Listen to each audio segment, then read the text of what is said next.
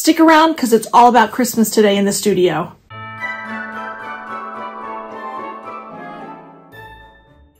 Hi everybody, it's Claudia from Create with Claudia. Thanks so much for stopping by. Today we're doing something quilty for Christmas. I was given the fabric for this project from the Missouri Star Quilt Company. For this project, I used a gorgeous layer cake. It was designed by Sweetfriar Road for Moda. It's called Once Upon a Christmas. It is so pretty, and wait until you see all the different fabrics in this line. I want to say before we start the video that I am a Missouri Star Quilt Company partner, and that means two things, and I'm really excited about both of them. One, I have a link in the description of my video.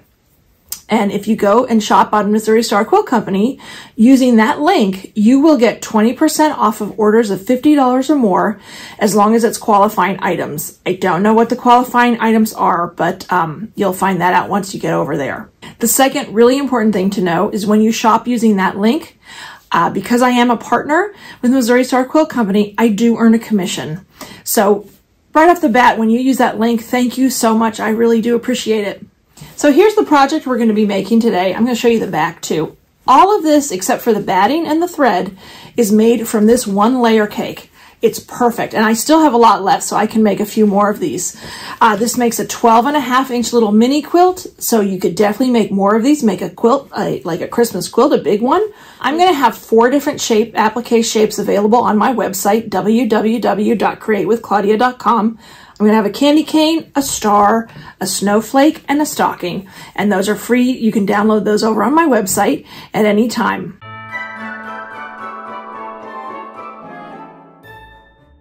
So what you're going to do, the first thing you need to do is make those scrappy squares for the border. And what I did, you need 20 for this piece. So you need 20 2.5-inch squares.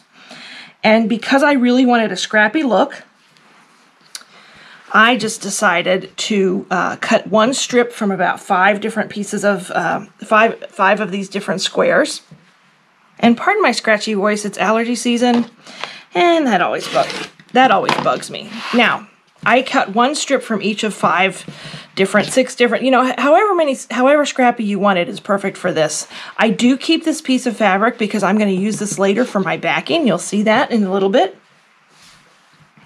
But here's my 2.5-inch strip, and then I just cut it up into 2.5-inch pieces. You can get 4 pieces from each strip.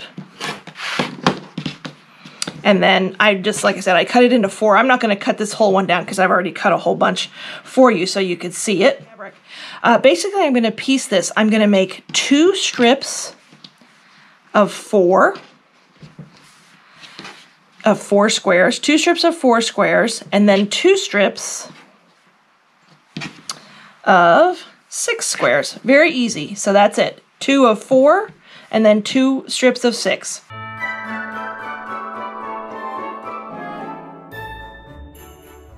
They're all pieced. I press them in one direction. Here's my strip of 4, my first one. Here's my second one. And then here are my 2 strips of 6. I'm telling you, this project could not be easier. Well, I guess it could be if it was a no-sew, but but anyway, there you go. There's my fun scrappy strips. That's what I need. That's all I need for one of these mini quilts. So the first thing we need to do is cut out that 8.5-inch square. That's what the center is going to be. Is it that center where the candy cane was that you saw earlier? That piece is 8.5 inches square. And once I've cut out my 8.5-inch square, I'm going to add these 2 strips we made of the 4. So I'm going to add one to the left and one to the right.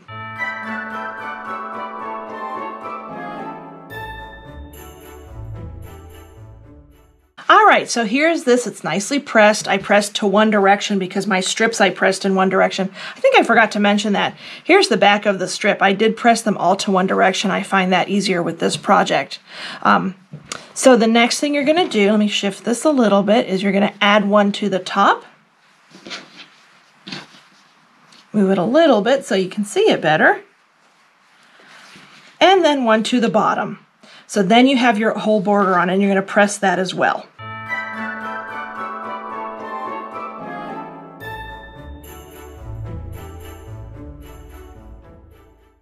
right, so here's my piece. It's all nicely pressed. I wanted to have a nice starting surface here. Love the way this looks. I think it's so pretty and fresh looking. Definitely need something in the center though. So that's where these templates are going to come in. If you go to my website, www.createwithclaudia.com, I have a blog post showing you how to make this, and it will have all of the instructions for it. So here's one of the applique shapes I have, and that's the candy cane. I did that before, so I think I'm not going to do that again. I also have a snowflake over there. This one is really pretty, but it is a little bit trickier to cut out, just as an FYI. I have a stocking, which would be really cute too. I'm not sure which one I want to do. And then the star. I think on this one I'm going to do the star. I think that'd be nice. So for this project, you're going to want some paper-backed fusible adhesive. I use Heat and Bond. I use the ultralight because it's easy to sew through. You can use whatever you want. Just follow the directions on the manufacturer's instructions of the fusible interfacing, or excuse me, not interfacing, the fusible adhesive. Each one's a little bit different, but that's what I use. And let me just trace this out now. Now I'm just going to trace it out freehand. And this is why you want the paper-backed one, because you don't want to trace it out on the adhesive side. You want to trace it out on the paper. And I'm just going to trace this out.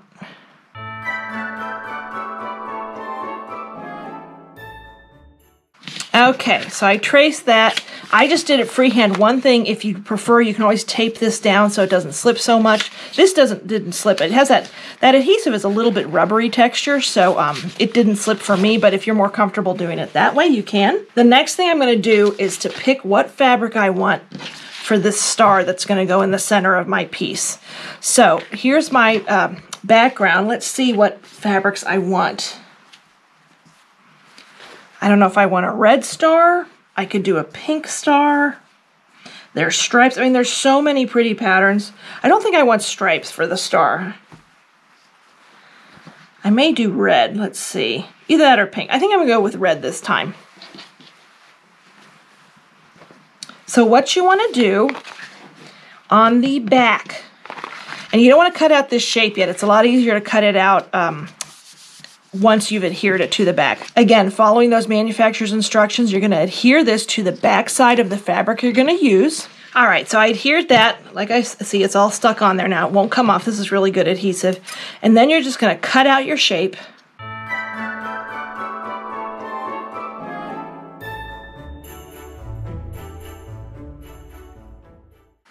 The next thing you're going to do is peel off that back. And I'm going to show you a trick I learned. Actually, a YouTube viewer on one of my very early videos taught me how to do this because I did not realize, and it's so easy. Just very gently score with a needle the backing, and it comes right apart. You don't want to do it too hard because you don't want to cut through the fabric or anything. And it pulls right off. I always thank whoever that was. It was such a great tip. And you can see it has like a little bit of a rubbery coating on the back. That's that adhesive. And then what we're going to do is center it on your square here. Centering it is a little tricky. One thing I will do is I'll probably fold this in half. That does give me a little bit of a guide. It'll tell me where the center is. I just finger press it really carefully. Just a little bit to give me a little bit of a guide when I'm laying this out. And then again, per the manufacturer's instructions, you're just gonna adhere this. So I know that's the center line, so I can put that. Let's see, that looks a little low to me. I definitely play with this a little bit before I adhere it. All right, here is the mini quilt top. I'm loving this, the way it turned out. Very pretty with that star in the middle. You still have a lot of negative space here, so you can do some fancy quilting if you want. I am not a fancy quilter, so I'm just going to do some real pretty cross hatching. I have some really pretty pink thread. It matches the pink. I just love that pink for the holidays. But let me show you now what we're going to do to finish up this quilt. So now you want to do the back, and if you remember, I kept those pieces from the layer cake that had the one strip cut off of them. I kept those because they're perfect for the backing for this. So basically, you're going to piece two together on the long side, and then two more together on the long side. I like to alternate the colors, just sort of jazz it up a little bit. And then once those are done, I'm going to piece the 4 together and make one big, basically like a big 4 patch with rectangles.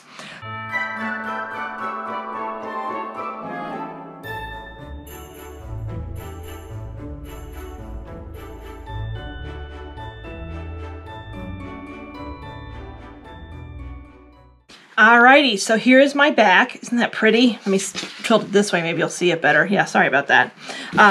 Isn't that gorgeous? And it's just big enough for this project, which makes it perfect. So this is the backing. So the next thing I do is lay this up, wrong sides facing up. You can see I pressed it nicely, missed a little bit there, no biggie. I love a pieced backing. So the next thing you're gonna need is your batting. For this project, and for all my minis, or almost all my minis, I shouldn't say all of them, I use Hobbs Fusible. I love this stuff so much for small projects. So I'm going to smooth that out, and then you're just going to center this wherever you want, and I usually give myself a nice little border here of about, what, about an inch or inch and a half or so. You could do a little bit more. So here it is, all layered, all smooth. I'm going to take this over to my ironing surface, and because it's fusible batting, that's perfect. I'm going to go iron this together, again, following those manufacturer's instructions for the batting. All right, so here it is. It's all pressed and ready to go. I love that fusible. I know I said it a couple million times, but it's just perfect for this project. It won't come off. If for some reason it shifts a little bit before you start quilting, you can peel this off and refuse it a little bit. It's easy to do if you need to. That happens sometimes if the pressing isn't quite right. Here it is on the back. Look how nice and sharp that is. So now what I'm going to do is I'm going to quilt this. I chose a real pretty pink thread.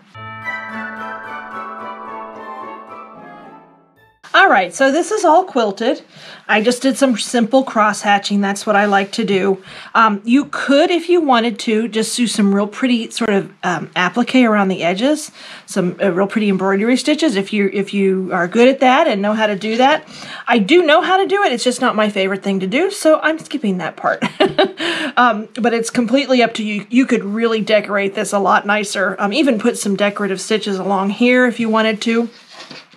The next thing we need to do is trim this down and bind it. This should measure 12.5 inches, and I'm going to square it up and get rid of all the background. So I have this awesome, wonderful 15-inch ruler square. It has a diagonal line in it, if you can see that. I swear by my square rulers, and because it's 12.5 inches, or should be 12.5 inches, it fits this ruler perfectly.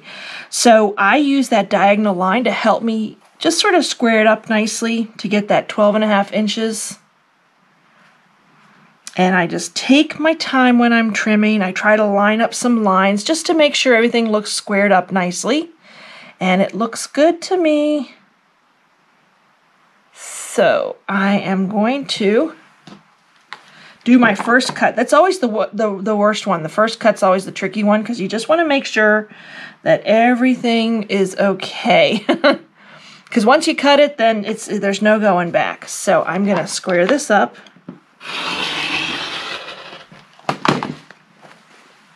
And now I'm going to rotate it.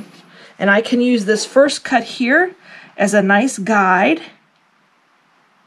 And again, just making it nice and straight right along that edge.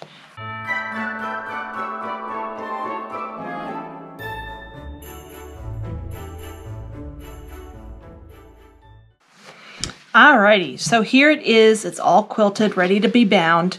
I'm going to stick with the layer cake to bind. Normally I would use like a really long strip or a couple of strips for this. Again, this is 12.5 inches, so you want a nice long binding. I think two strips with the fabric by 2.5 inches would be perfect if that's how you're binding your quilt.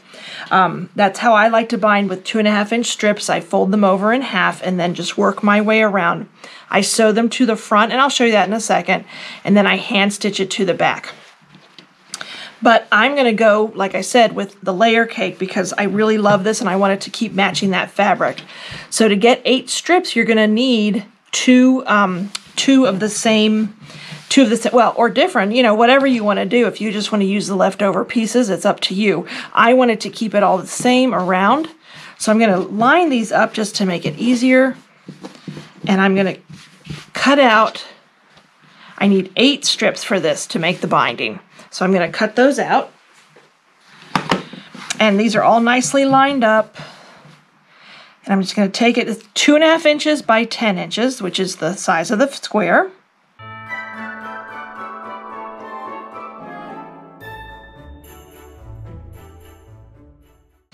All right, so here they are, and let me just show you really quickly how I sew my binding together.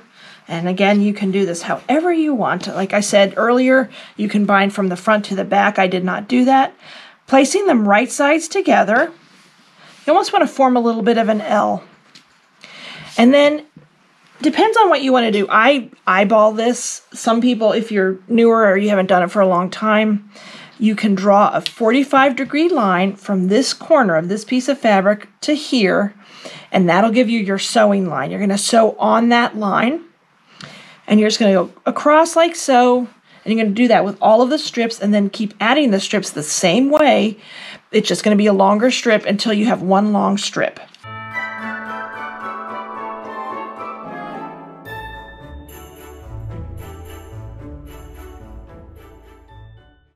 All right, so here's my binding. I love this pink. I am like obsessed with this pink for Christmas. I just really think it's so pretty. And here's the top, or excuse me, the quilt. And now it's ready to be bound. I bind, like I said earlier, top. I sew to the top, a 1/4 inch seam, and then flip it over and hand stitch it on the back.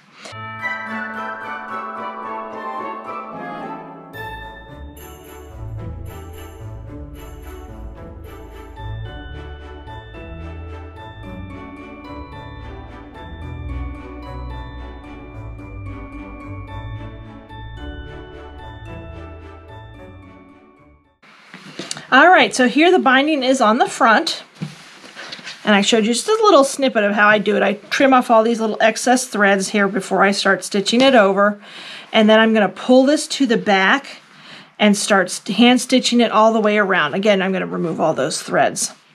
I'm just going to show you really quickly how I do my stitching. I try to use a thread that blends in nicely, and then I just do it on the edges and go in between that the sandwich there. You don't want to go to the front, so you don't want to see that stitching on the front. This is my little thimble here, my leather thimble. Let me move that out of the way. Just sort of pull it tight, not too tight. You also don't want to stretch that fabric. And just catch it right at the bottom. Tried to zoom in so you could see it. And then you're just going to work your way all the way around. When you get to a corner, you fold that over, just like you did the front, and then fold that corner over, hopefully making a nice sharp point on the front. There you go. That's what it looks like on the front. You can work with a little bit. The corners always take a little bit of extra time. Just you want to make sure you get it nice and sharp there. But that's what I do, and I'm going to do that. I usually just put on my favorite movie or a good playlist and just stitch around it. This won't take me very long to do, and when I come back, you'll see the whole product. All right, there it is. I finished hand stitching the back. Let me just show you what it looks like on the back. I always put one of my little labels on it. But here you go. That's what it looks like on the back. And it's very festive on the back too. And then there's the front of my little mini Christmas quilt. All right, so here's the one we just made. Let me show you the back really quickly. I love the way this turned out. This is so pretty. This is with the star. I'm going to show you the candy cane again, just so you can see that one. There's the front of that one, and then the back of that one. Just such a fun project. I can't recommend it enough, and really quick. I mean, this comes together in no time. So if you need a quick gift for somebody, or just feel like you're in the holiday spirit and want to make something, I suggest you give this one a try. If you enjoyed the video, I'd love it if you'd hit that subscribe button. I always love new subscribers, and I really do appreciate it so much. I love bringing you free tutorials, tips, tricks, all kinds of fun things, unboxings, that kind of thing. So I appreciate it if you do that. Thank you so much for watching, and have a great day.